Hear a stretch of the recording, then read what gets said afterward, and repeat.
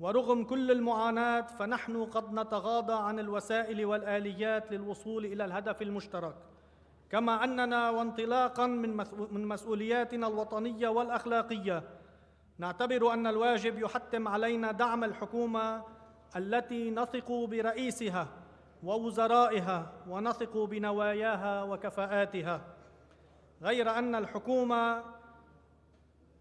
على الحكومة ألا تكتفي بهذه الثقة التي ستنالها اليوم بإذن الله، لأن الثقة الحقيقية عليها أن تنتزعها من الناس وبالإنجاز السريع، وأن تثبت لنا ولكل اللبنانيين أن خططها الهادئة والهادفة والعقلانية هذه لا تضع الإصبع على الجرح فقط، ولكنها كفيلة بمعالجة هذا الجرح.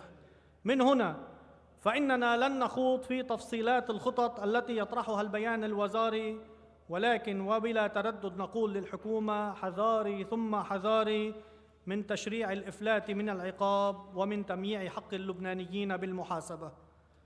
دولة الرئيس من أعاجيب السياسة اللبنانية التي اعتدنا عليها هذا التمادي في رشق الحكومة بتهمة المحاصصة، ونقول لكل الذين يتشدقون بهذه الاتهامات أن بيوتهم من زجاج، بل أكثر نقول لهم إذا ابتليتم بالمعاصي فاستتروا.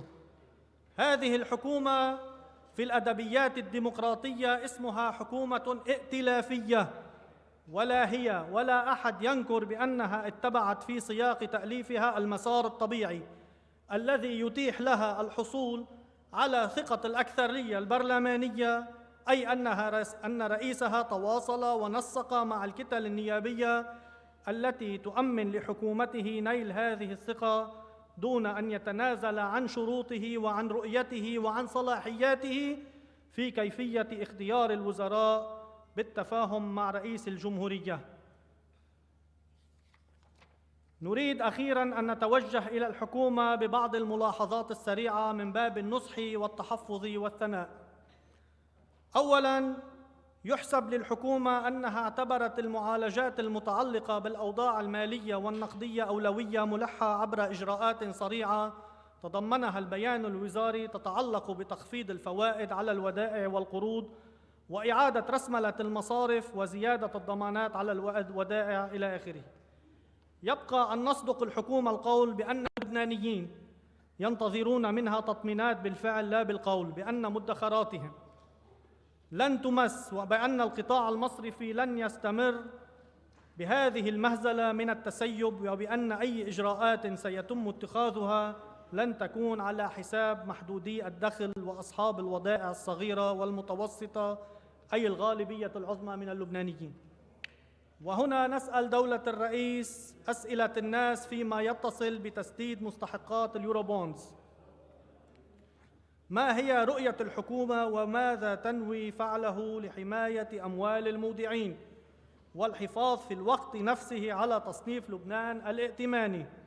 وسؤال آخر حول إعادة هيكلة الدين العام، هل ستحصل؟ وإذا حصلت هل ستشمل صغار المودعين؟ ثانياً، تشكر الحكومة أيضاً على الرؤية الاقتصادية السوية التي تطمح إلى انتهاجها عبر إيجاد مسار اقتصادي عملي للانتقال من الاقتصاد الريعي المدمر إلى اقتصاد إنتاجي يعيد الاعتبار إلى قطاعات منتجة جرى تهميشها على مدى 30 سنة.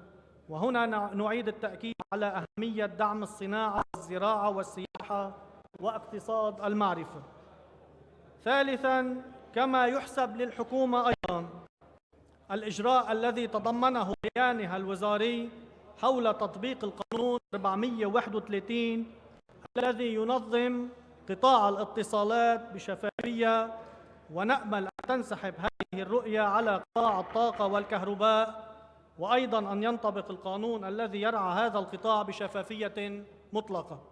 رابعاً، لا شك بأن الحكومة مدركة بأن المدخل الطبيعي لإقرار إصلاحات جدية هو إطلاق ورشة تشريع لإقرار كل القوانين اللازمة للمسار الإصلاحي وفي مقدمها فيما يتعلق باستقلالية القضاء. خامساً، لقد استوقفتنا الطريقة التي تحدث بها البيان الوزاري عن تحفيز النمو